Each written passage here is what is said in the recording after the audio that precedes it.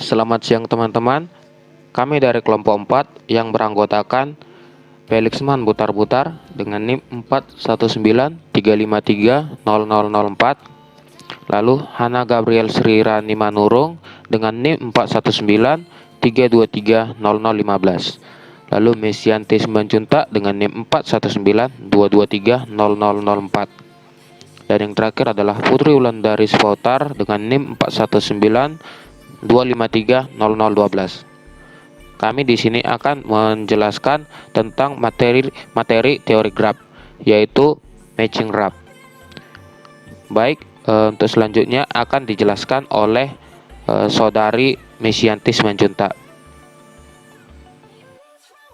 Baiklah, saya akan membawakan penjelasan materi matching graph. Yang pertama itu ada pengertian matching. Misalkan graf G sama dengan vertex, edge adalah graf sederhana dan bukan graf kosong. Maka matching M didefinisikan sebagai himpunan bagian yang tidak kosong dari rusuk H G. Sedemikian hingga tidak ada dua rusuk dari M yang saling adjacent di G. Selanjutnya, simpul-simpul ujung dari matching M disebut match di bawah M. Untuk lebih jelasnya, perhatikan gambar M yang terdiri dari E1, E6, E7 adalah salah satu contoh matching yang dapat dibuat pada graf G. Kita perhatikan graf yang ada pada PPT. Pada simpul V1 dan V2 terdapat matching E1 yang menutupi rusuk di V1 dan V2, dan di simpul V4 dan V5 terdapat matching E7 yang menutupi rusuk V4 dan V5, dan di simpul V3 dan V7 terdapat matching E6 yang menutupi rusuk simpul V3 dan V7. Penjelasan selanjutnya adalah istilah matching. Pada matching terdapat istilah-istilah. Pertama, matching saterait. Apa itu matching saterait? Yaitu suatu simpul VI dikatakan saterait oleh matching M atau matching M saterait terhadap simpul VI jika ada sebuah rusuk dari matching M menempel pada simpul VI tersebut. Yang kedua, matching unsaterait. Apa itu matching unsaterait?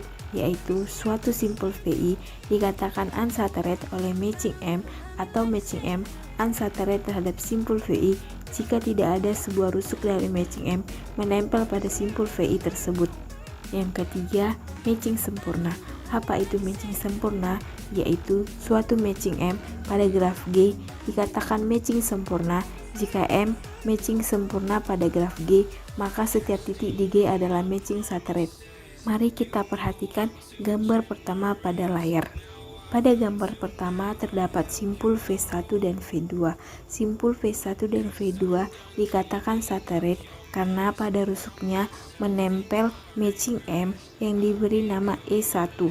Juga pada simpul V4 dan V5 dikatakan saterait karena pada rusuknya menempel matching M yang diberi nama E7.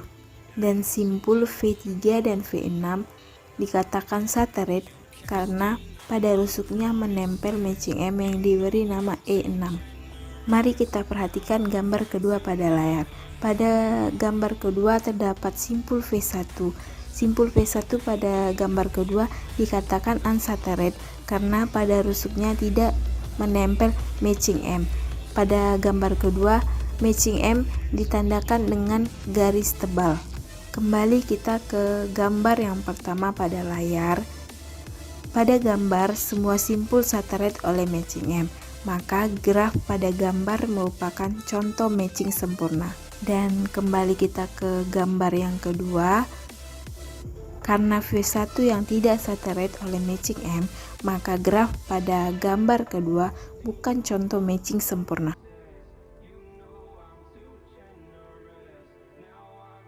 Keempat, matching maksimum. Apa itu matching maksimum? Yaitu Matching M disebut matching maksimum jika untuk setiap matching pada graf G tidak terdapat matching M aksen dengan mutlak M aksen kurang dari atau sama dengan mutlak M, sehingga setiap matching sempurna adalah matching maksimum.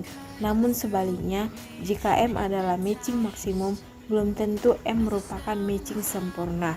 Yang kelima, M alternating.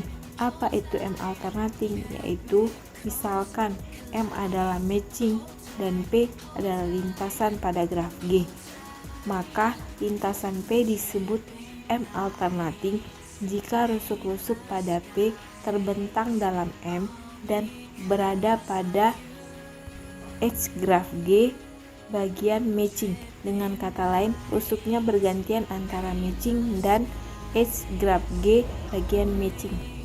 Yang terakhir ada M augmenting. Apa itu M augmenting? Yaitu lintasan P disebut M augmenting jika lintasan ini M alternating dan simpul awal serta simpul akhir dari lintasan P merupakan M unsaturated. Mari kita perhatikan gambar 3.3 pada layar yang merupakan contoh lintasan M alternating, yaitu V1, E1, V4, E2, V2, E3, V6, E6, V5, E7, V3. Sedangkan V8, E9, V6, E3, V2, E5, V5, E7, V3, 8, V7 merupakan contoh lintasan M augmenting karena simpul awalnya yaitu V8 dan simpul akhirnya yaitu V7 merupakan simpul yang berada pada H graf G bagian matching dan unsaturated M. Misalkan M adalah matching pada graf G dan terdapat matching lain, sebut saja M aksen dengan M delta M aksen, menunjukkan perbedaan simetris M dengan M aksen. Maka dapat diperoleh suatu graf H sama dengan G buka kurung M delta M aksen yang merupakan graf yang direntang oleh rusuk M delta M aksen dengan menghapus semua rusuk M iris M aksen dan rusuk graf G bagian matching iris graf G bagian matching M aksen. Penjelasan selanjutnya adalah contoh. Diberikan graf G yang memuat matching M dan matching seperti pada gambar di bawah. Dapat kita lihat graf G yang tertera pada layar. Pertanyaannya, akan dicari graf H bagian graf G yang memuat M delta M aksen. Maka penyelesaiannya adalah rusuk yang menghubungkan simpul V5 dan simpul V8 merupakan anggota-anggota matching M sekaligus anggota matching M aksen atau M delta M aksen. Rusuk tersebut dihapus. Rusuk yang menghubungkan simpul V5 dan simpul V11 serta rusuk yang menghubungkan simpul V6 dan simpul V8 bukan anggota matching M sekaligus bukan anggota matching M aksen atau anggota graf G bukan anggota matching iris anggota graf G bukan anggota matching aksen. Oleh karena itu dihapus. Selanjutnya diperoleh graf H bagian graf G yang memuat matching delta matching aksen. Dapat kita lihat graf dari graf H bagian dari graf G yang memuat M delta M aksen. Baik, saya akan melanjutkan penjelasan materi matching dari kelompok kami, yaitu mengenai lemma. Misalkan M dan M aksen adalah dua matching yang berbeda pada graf G. Graf H sama dengan graf G M delta M aksen dengan M delta M aksen menunjukkan beda simetris dari M dan M aksen. Setiap komponen dari H pasti berkaitan dengan salah satu dari ketiga bentuk di bawah ini. Yang pertama yaitu simpul yang terisolasi. Yang kedua, simpul M, M aksen alternating dengan orde genap. Yang ketiga, lintasan M, M aksen alternating.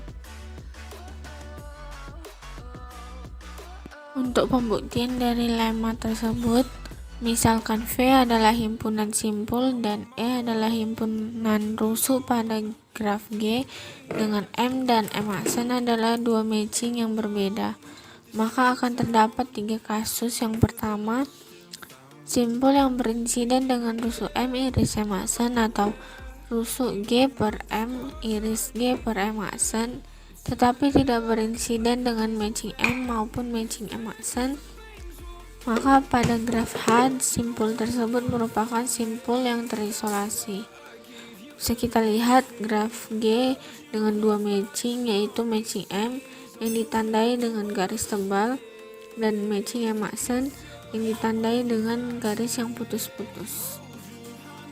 Untuk bukti yang kedua, andaikan P adalah komponen dari H, dalam hal ini delta P lebih besar atau sama dengan 1 dan lebih kecil atau sama dengan 2.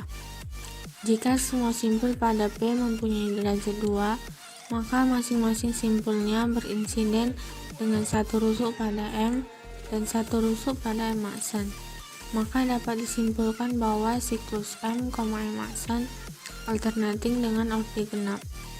Untuk bukti yang ketiga, jika ada X elemen VP sedemikian hingga derajat Hx sama dengan 1, maka terdapat paling sedikit satu simpul, misalkan saja simpul Y dengan derajat 1 selain simpul X. Ketika delta P lebih kecil atau sama dengan 2, P adalah lintasan yang menghubungkan X dan Y. Simpul-simpul internalnya jika ada merupakan simpul yang berderajat 2, maka P adalah lintasan M, M aksen alternating. Sekian penjelasan dari saya. Untuk materi selanjutnya akan dijelaskan oleh teman saya, yaitu Putri Wulandari Sipahutar. Bagian yang selanjutnya adalah contoh 3.2. Yang pertama, perhatikan gambar 3.6 dan gambar 3.7 pada gambar sebelumnya. Simpul V2, V4, V9 pada graf G menjadi simpul terisolasi pada graf H. Yang kedua, pada gambar 37, V1, V7, V3, V10 adalah lintasan M, M aksen alternating. Yang ketiga, pada gambar 37, V5, V8, V6, V11. Dan V5 adalah siklus M, M aksen alternating dengan orde genap. Teorema 3.1 atau teorema Birch. Matching M pada graf G adalah matching maksimum jika dan hanya jika G tidak mengandung lintasan M augmenting. Yang pertama akan dibuktikan dengan kontradiksi. Misalkan M adalah matching maksimum pada graf G dan terdapat pada lintasan M augmenting P. Dalam hal ini P haruslah memiliki jumlah rusuk yang ganjil, karena agar satu lintasan P merupakan lintasan M augmenting, setiap satu rusuk yang merupakan matching M harus berajasan dengan dua rusuk lainnya, bukan matching G per M. Untuk lebih jelasnya, lintasan M augmenting P sama dengan V0, V1, V2 sampai dengan VK. Perhatikan bahwa K adalah jumlah rusuk berjumlah ganjil, karena V0 dan VK unshaded M, artinya V0, V1 dan VK kurang 1 VK harus bukan anggota matching M. Selanjutnya didefinisikan himpunan rusuk M aksen subset dari G dengan M aksen sama dengan M dikurang V1, V2, V3, V4, sampai dengan VK kurang 2, VK kurang 1, gabungan V0, V1, V2, V3, sampai dengan VK kurang 1, VK. Maka M aksen merupakan matching pada graf G dengan nilai mutlak M aksen sama dengan mutlak M tambah 1. Hal ini kontradiksi dengan M adalah matching maksimum. Oleh karena itu, jika M adalah matching maksimum pada graf G, maka G tidak memiliki lintasan M augment. Selanjutnya akan dibuktikan dengan kontradiksi. Misalkan M bukan matching maksimum dari M aksen adalah matching maksimum di G. Akibatnya, mutlak M aksen lebih dari sama dengan mutlak M. Didefinisikan H sama dengan G kali M delta M aksen, dengan M delta M aksen menunjukkan beda simetris di M dan M aksen. Dari pembuktian lemma 31 diperoleh setiap simpul di H berderajat 1 atau 2 karena setiap simpul di H berinsiden dengan paling banyak satu rusuk di M dan satu rusuk di M aksen. Dengan demikian, komponen H adalah lintasan yang rusuknya bergantian di M dan M aksen atau siklus dengan banyak rusuknya adalah genap. Karena M dimisalkan sebagai matching maksimum, dari penjelasan sebelumnya diperoleh mutlak M aksen lebih dari sama dengan mutlak M. Akibatnya, H mempunyai lebih banyak rusuk M aksen dibandingkan rusuk M. Sedangkan lintasan P di H yang rusuk awal adalah rusuk akhirnya adalah anggota dari M aksen. Dengan kata lain, simpul awal serta simpul akhir dari lintasan P merupakan M unshaded. Maka lintasan P adalah lintasan M augmenting. Kita peroleh pernyataan jika M bukan matching di maksimum di G, maka G mengandung lintasan M augmenting. Pernyataan ini ekivalen dengan jika G tidak mengandung lintasan M augmenting, maka M adalah matching maksimum di G. Seperti yang telah dijelaskan sebelumnya, algoritma Kuhn-Munkers dapat dipresentasikan dengan graf bipartit. Representasi algoritma Kuhn-Munkers pada graf bipartit melibatkan penerapan matching, maka akan dibahas mengenai pada graf bipartit. Bagian selanjutnya adalah matching pada graf bipartit. Sebelum membahas lebih jauh mengenai matching pada graf bipartit, akan jelaskan dulu mengenai himpunan persekitaran. Misalkan terdapat graf sembarang G sama dengan P, E, dengan V adalah himpunan simpul pada G dan S merupakan subset dari VG, maka himpunan persekitaran dari S atau neighbor set of S adalah himpunan semua simpul yang berajasan dengan simpul-simpul di S. Himpunan persekitaran biasanya dinotasikan dengan NGS. Selanjutnya akan dijelaskan oleh Saudara Felixman. Baik, saya akan melanjutkan penjelasan dari Saudari Putri Spotar.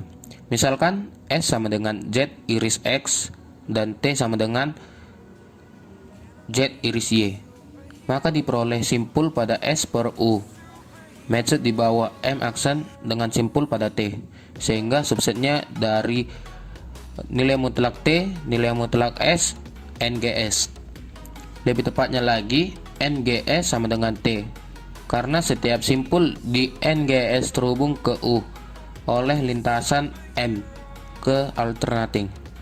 Tetapi nilai mutlak T sama dengan nilai mutlak S dikurang 1 dan NGS sama dengan T. Jadi diperoleh NGS sama dengan nilai mutlak S dikurang 1 lebih kecil dari nilai mutlak S.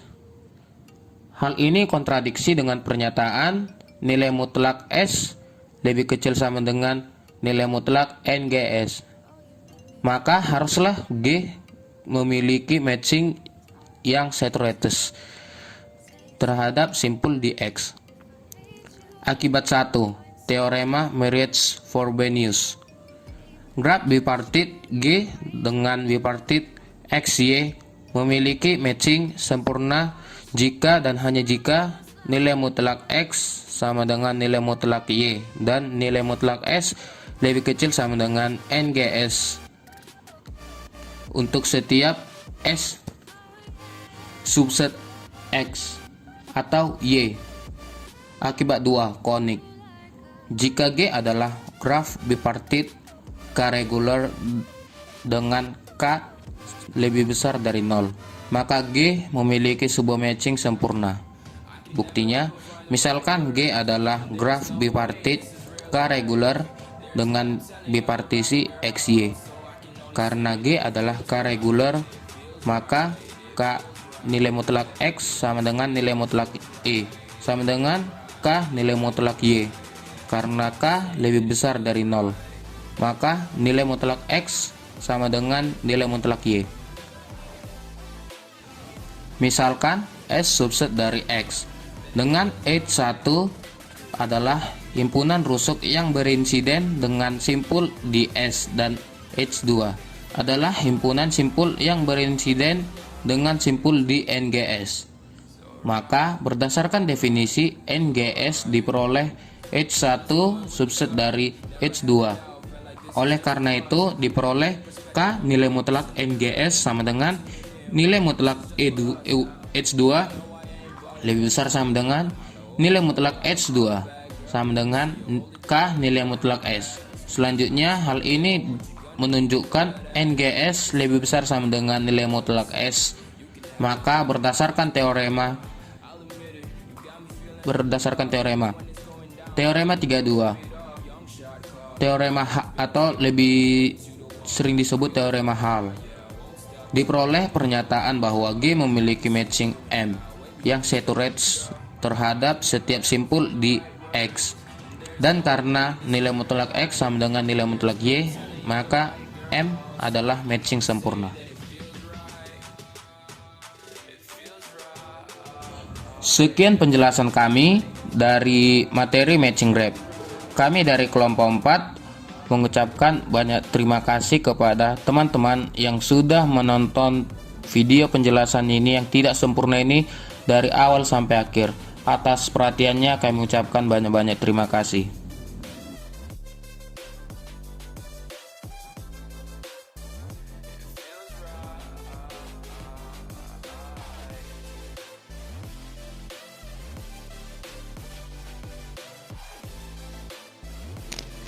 Selamat siang teman-teman.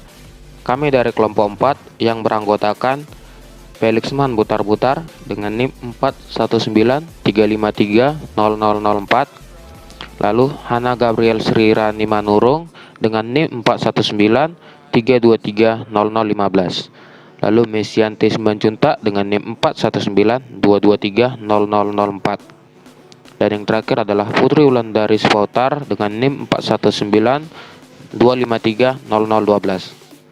Kami di sini akan menjelaskan tentang materi teori graph, yaitu matching graph. Baik, untuk selanjutnya akan dijelaskan oleh saudari Mesianti Simanjuntak. Baiklah, saya akan membawakan penjelasan materi matching graph. Yang pertama itu ada pengertian matching. Misalkan graf G sama dengan vertex, H adalah graf sederhana dan bukan graf kosong.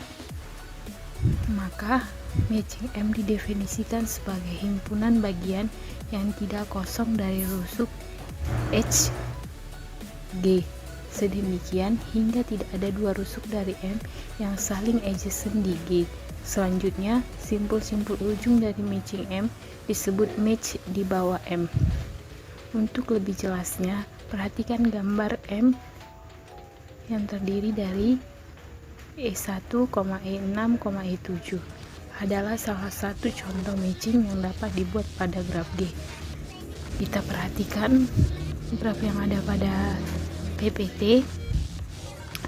Pada simpul V1 dan V2 terdapat matching E1 yang menutupi rusuk di V1 dan V2, dan di simpul V4 dan V5 terdapat matching E7 yang menutupi rusuk V4 dan V5, dan di simpul V3 dan V7 terdapat matching E6 yang menutupi rusuk simpul V3 dan V7. Penjelasan selanjutnya adalah istilah matching. Pada matching terdapat istilah-istilah. Pertama, matching saturate. Apa itu matching saturate? Yaitu suatu simpul VI dikatakan saturate oleh matching M atau matching M saturate terhadap simpul VI jika ada sebuah rusuk dari matching M menempel pada simpul VI tersebut. Yang kedua, matching unsaturate. Apa itu matching unsaturate? Yaitu suatu simpul VI dikatakan unsaturate oleh matching M atau matching M unsaturate terhadap simpul VI jika tidak ada sebuah rusuk dari matching M menempel pada simpul VI tersebut. Yang ketiga, matching sempurna. Apa itu matching sempurna? Yaitu suatu matching M pada graf G dikatakan matching sempurna jika M matching sempurna pada graf G, maka setiap titik di G adalah matching saturate. Mari kita perhatikan gambar pertama pada layar. Pada gambar pertama terdapat simpul V1 dan V2. Simpul V1 dan V2 dikatakan saturate karena pada rusuknya menempel matching M yang diberi nama E1. Juga pada simpul V4 dan V5 dikatakan satelit karena pada rusuknya menempel matching M yang diberi nama E7. Dan simpul V3 dan V6 dikatakan satelit karena pada rusuknya menempel matching M yang diberi nama E6. Mari kita perhatikan gambar kedua pada layar. Pada gambar kedua terdapat simpul V1. Simpul V1 pada gambar kedua dikatakan unsaturated karena pada rusuknya tidak menempel matching M. Pada gambar kedua, matching M ditandakan dengan garis tebal. Kembali kita ke gambar yang pertama pada layar. Pada gambar, semua simpul saturated oleh matching M, maka graf pada gambar merupakan contoh matching sempurna. Dan kembali kita ke gambar yang kedua. Karena V1 yang tidak saturated oleh matching M, maka graf pada gambar kedua bukan contoh matching sempurna. Yang keempat, matching maksimum. Apa itu matching maksimum?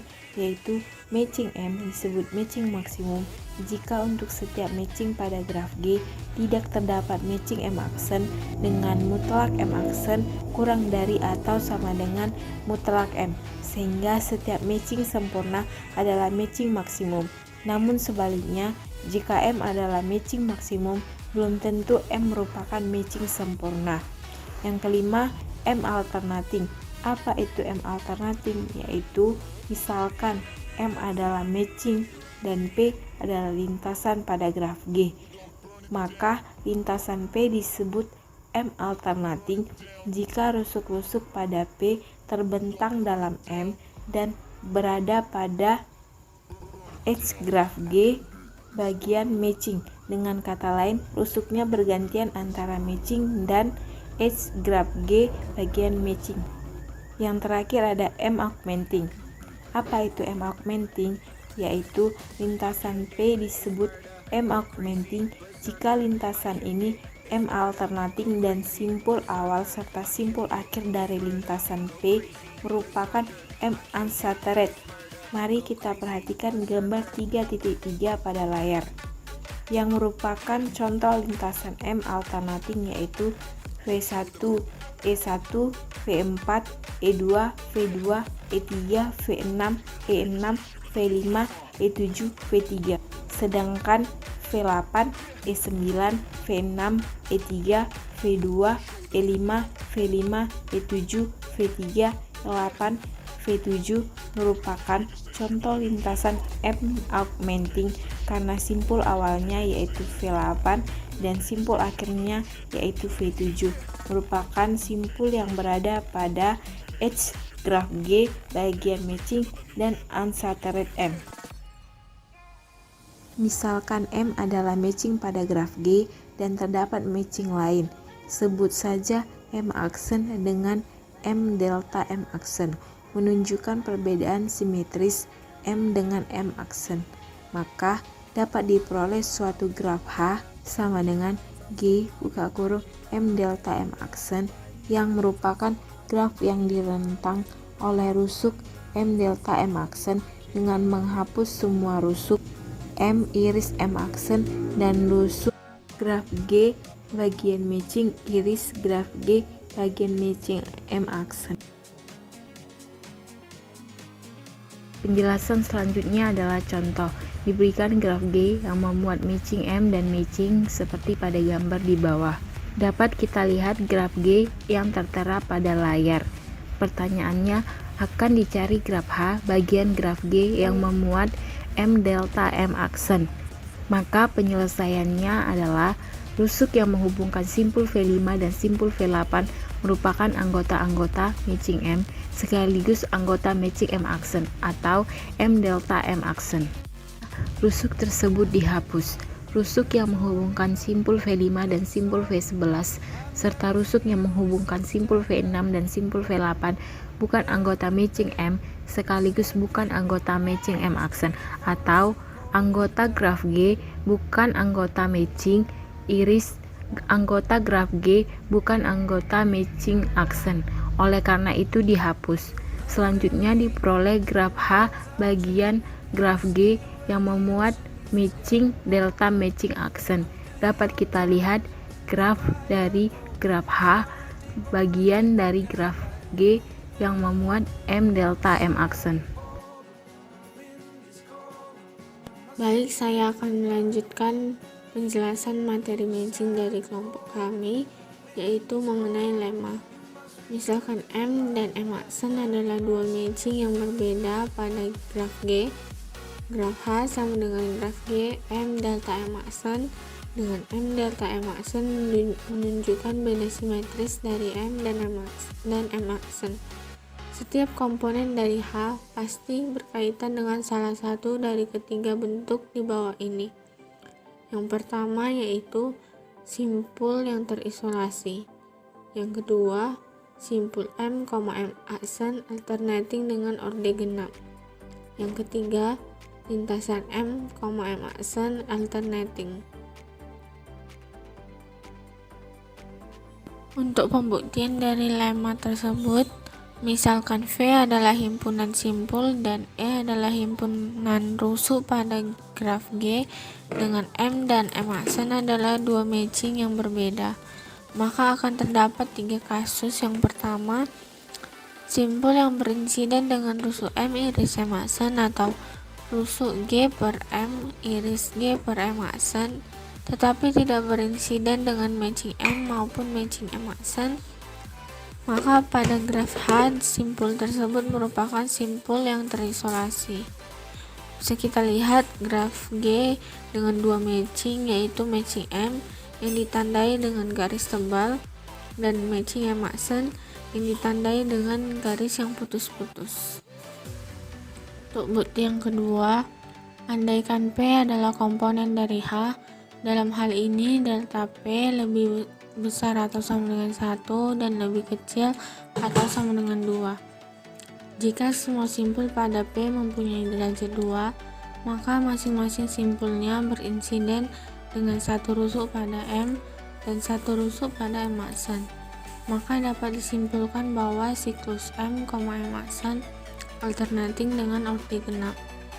Untuk bukti yang ketiga, jika ada X elemen PP sedemikian hingga derajat Hx sama dengan 1, maka terdapat paling sedikit satu simpul, misalkan saja simpul Y dengan derajat 1 selain simpul X. Ketika delta P lebih kecil atau sama dengan 2, P adalah lintasan yang menghubungkan X dan Y. Simpul-simpul internalnya jika ada merupakan simpul yang berderajat 2, maka P adalah lintasan M, M aksen alternating. Sekian penjelasan dari saya. Untuk materi selanjutnya akan dijelaskan oleh teman saya, yaitu Putri Wulandari Sipahuta. Bagian yang selanjutnya adalah contoh 3.2. Yang pertama, perhatikan gambar 3.6 dan gambar 3.7 pada gambar sebelumnya.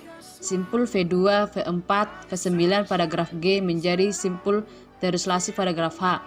Yang kedua, pada gambar 37, V1, V7, V3, V10 adalah lintasan M, M aksen alternating. Yang ketiga, pada gambar 37, V5, V8, V6, V11 dan V5 adalah siklus M, M aksen alternating dengan orde genap. Teorema 3.1 atau teorema Birch. Matching M pada graf G adalah matching maksimum jika dan hanya jika G tidak mengandung lintasan M augmenting. Yang pertama akan dibuktikan dengan kontradiksi. Misalkan M adalah matching maksimum pada graf G dan terdapat pada lintasan M augmenting P. Dalam hal ini P haruslah memiliki jumlah rusuk yang ganjil, karena agar satu lintasan P merupakan lintasan M augmenting, setiap satu rusuk yang merupakan matching M harus berajasan dengan dua rusuk lainnya, bukan matching G per M. Untuk lebih jelasnya, lintasan M augmenting P sama dengan V0, V1, V2 sampai dengan VK. Perhatikan bahwa K adalah jumlah rusuk berjumlah ganjil, karena V0 dan VK unshaded M Artinya V0, V1, dan VK kurang 1 VK harus bukan anggota matching M. Selanjutnya didefinisikan himpunan rusuk M aksen subset dari G dengan M aksen sama dengan M dikurang V1, V2, V3, V4, sampai dengan VK kurang 2, VK kurang 1, gabungan V0, V1, V2, V3, sampai dengan VK kurang 1, VK. Maka M aksen merupakan matching pada graf G dengan nilai mutlak M aksen sama dengan mutlak M tambah 1. Hal ini kontradiksi dengan M adalah matching maksimum. Oleh karena itu, jika M adalah matching maksimum pada graf G, maka G tidak memiliki lintasan M augment. Selanjutnya akan dibuktikan dengan kontradiksi. Misalkan M bukan matching maksimum dari M aksen adalah matching maksimum di G. Akibatnya, mutlak M aksen lebih dari sama dengan mutlak M. Didefinisikan H sama dengan G kali M delta M aksen, dengan M delta M aksen menunjukkan beda simetris di M dan M aksen. Dari pembuktian lemma 31 diperoleh setiap simpul di H berderajat 1 atau 2 karena setiap simpul di H berinsiden dengan paling banyak satu rusuk di M dan satu rusuk di M aksen. Dengan demikian, komponen H adalah lintasan yang rusuknya bergantian di M dan M aksen atau siklus dengan banyak rusuknya adalah genap. Karena M dimisalkan sebagai matching maksimum, dari penjelasan sebelumnya diperoleh mutlak M aksen lebih dari sama dengan mutlak M. Akibatnya H mempunyai lebih banyak rusuk M aksen dibandingkan rusuk M. Sedangkan lintasan P di H yang rusuk awal adalah rusuk akhirnya adalah anggota dari M aksen.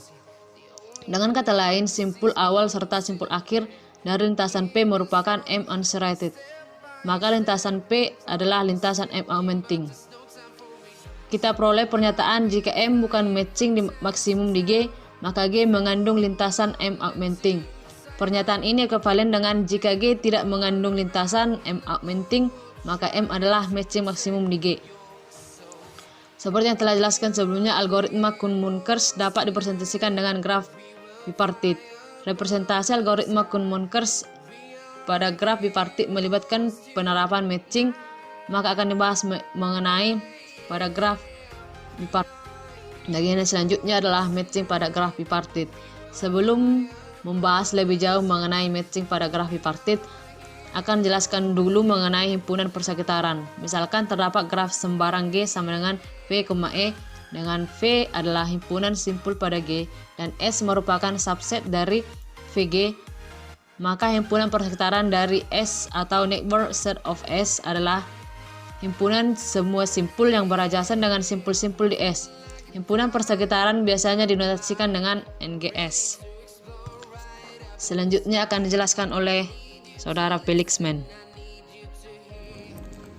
Baik, saya akan melanjutkan penjelasan dari Saudari Putri Spotar.